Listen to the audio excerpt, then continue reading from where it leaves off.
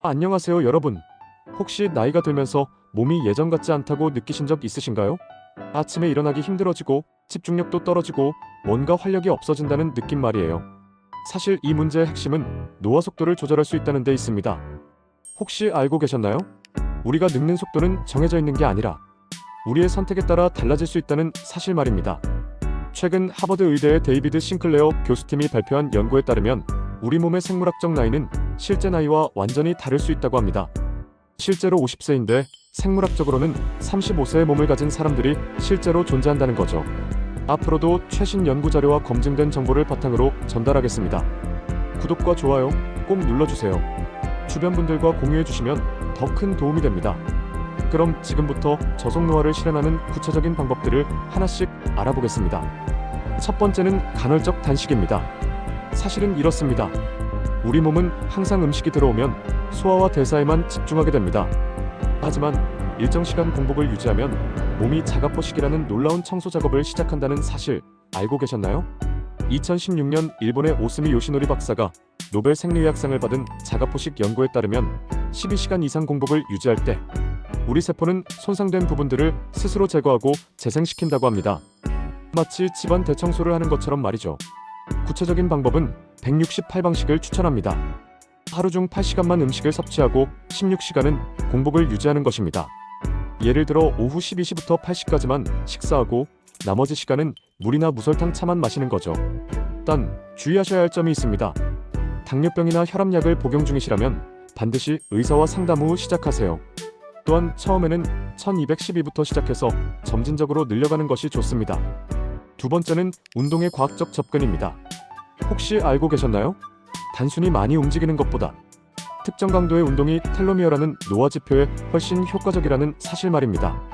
독일 라이프치히 대학의 연구팀이 6개월간 240명을 대상으로 실험한 결과 고강도 인터벌 트레이닝을 한 그룹의 텔로미어가 가장 많이 길어졌다고 발표했습니다. 텔로미어가 길수록 세포의 노화 속도가 느려진다는 건 이미 잘 알려진 사실이죠. 구체적으로는 일주일에 3회 30분씩 고강도와 저강도를 반복하는 운동이 가장 효과적입니다. 2분 빠르게 걷거나 뛰고 1분 천천히 걷는 것을 반복하는 방식이죠. 세 번째는 수면의 질입니다. 사실은 이렇습니다. 단순히 8시간 자는 것보다 언제, 어떻게 자는지가 훨씬 중요하다는 겁니다. 스탠포드 대학의 수면 연구소에서 발표한 자료에 따르면 밤 10시부터 새벽 2시 사이에 깊은 잠에 들어야 성장 호르몬 분비가 최대화된다고 합니다. 이 시간대에 분비되는 성장 호르몬이 바로 우리 몸의 복구와 재생을 담당하는 핵심 호르몬이거든요. 잠깐 숨 고르고 갈까요? 여기까지 유익하셨다면 구독과 좋아요 부탁드립니다. 지금부터는 바로 써먹는 실천 루틴으로 이어갈게요. 네 번째는 스트레스 관리의 과학입니다. 혹시 알고 계셨나요? 만성 스트레스가 우리 몸의 염증 수치를 높여서 노화를 가속화시킨다는 사실 말입니다. UCLA의 엘리사 에펠 박사팀이 수행한 연구에 따르면 만성 스트레스를 받는 사람들의 텔로미어가 평균 10년 더 짧다는 충격적인 결과가 나왔습니다. 스트레스 자체가 우리를 10년 더 늙게 만든다는 거죠. 하지만 다행히 해결책이 있습니다. 하루 10분씩 명상이나 깊은 호흡을 하는 것만으로도 코티솔 수치를 현저히 낮출 수 있다는 연구 결과들이 속속 나오고 있거든요. 구체적인 방법은 4-7-8 호흡법입니다. 4초 들이마시고 7초 참고 8초에 걸쳐 내쉬는 것을 5회 반복하세요. 이것만으로도 부교감 신경이 활성화되면서 스트레스 호르몬이 급격히 감소합니다. 다섯 번째는 영양소의 전략적 섭취입니다. 사실은 이렇습니다. 칼로리보다 중요한 건 어떤 영양소를 언제 섭취하느냐는 겁니다. 하버드 공중보건대학원의 최신 연구에 따르면 오메가3, 지방산의 혈중 농도가 높은 사람들의 텔로미어가 평균 2.5년 더 젊다는 결과가 나왔습니다. 특히 EPA와 DHA 성분이 세포막의 유연성을 높여서 노화를 늦춘다는 메커니즘도 밝혀졌고요. 또한 항산화 물질이 풍부한 베리류, 특히 블루베리의 안토시아닌 성분이 뇌의 노화를 늦춘다는 연구 결과도 계속 나오고 있습니다. 터프츠 대학의 20년 장기 추적 연구에서 주 3회 이상 베리류를 섭취한 그룹의 인지 기능, 저하 속도가 절반으로 줄었다고 발표했거든요. 여섯 번째는 사회적 관계의 중요성입니다. 혹시 알고 계셨나요? 외로움이 흡연만큼 우리 몸에 해롭다는 연구 결과가 있다는 사실 말입니다. 브리검 영 대학교의 메타 분석 연구에 따르면 사회적 고립 상태의 사람들은 그렇지 않은 사람들에 비해 조기 사망 위험이 50% 높다고 합니다. 반대로 따뜻한 인간관계를 유지하는 사람들의 염증 지표는 현저히 낮았고요. 이는 옥시토신이라는 호르몬 때문입니다. 사람과의 긍정적인 접촉이나 교감을 할 때 분비되는 옥시토신이 스트레스 호르몬을 억제하고 면역력을 높여준다는 거죠. 마지막 7번째는 장내 미생물의 관리입니다. 사실은 이렇습니다. 우리 몸의 면역세포 70%가 장에 분포해 있다는 점을 고려하면 장 건강이 곧 전체 건강의 열쇠라고 할 수 있습니다. 최근 스탠포드 의대에서 발표한 연구에 따르면 장내 유익균의 다양성이 높은 사람들의 생물학적 나이가 실제 나이보다 평균 3-5년 젊다는 놀라운 결과가 나왔습니다.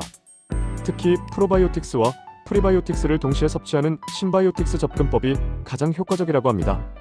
발효식품인 김치, 요구르트와 함께 식이섬유가 풍부한 채소류를 함께 먹는 것이 바로 이런 원리죠. 그런데 여러분, 잘못 알려진 정보가 하나 있습니다. 많은 분들이 프로바이오틱스 보충제만 먹으면 된다고 생각하시는데 사실은 이렇습니다. 유익균만 넣는 것보다 그들이 살 수 있는 환경을 만들어주는 것이 훨씬 중요하다는 거예요. 바로 프리바이오틱스라고 불리는 유익균의 먹이가 되는 식이섬유를 충분히 섭취해야 한다는 겁니다. 양파, 마늘, 바나나, 아스파라거스 같은 식품들이 대표적이죠. 지금까지 말씀드린 7가지 방법을 정리해보면 이렇습니다. 간헐적 단식으로 세포를 청소하고 고강도 인터벌 운동으로 텔로미어를 보호하며 양질의 수면으로 성장 호르몬을 최대화하고 스트레스 관리로 염증을 줄이며 전략적 영양 섭취로 세포를 보호하고 따뜻한 인간관계로 옥시토신을 분비하며 장내 미생물을 다양화하는 것입니다. 여러분, 지금부터라도 이 7가지 중에서 한 가지만이라도 실천해보세요. 삶이 달라질 겁니다. 저는 이미 3년째 이런 방식으로 생활하고 있는데 주변 사람들이 오히려 젊어 보인다는 말을 자주 듣고 있거든요. 오늘 다 못 드린 더 중요한 자료가 있는데요. 바로 저속 노화를 방해하는 숨겨진 요인들에 대해서입니다. 우리가 모르는 사이에 노화를 가속화시키는 일상 속 독소들이 무엇인지 다음 영상에서 자세히 알려드리겠습니다. 구독과 좋아요, 그리고 알림 설정까지 꼭 해주세요. 여러분의 건강한 삶을 위한 정보를 가장 먼저 전해드리겠습니다. 오늘도 시청해주셔서 감사합니다.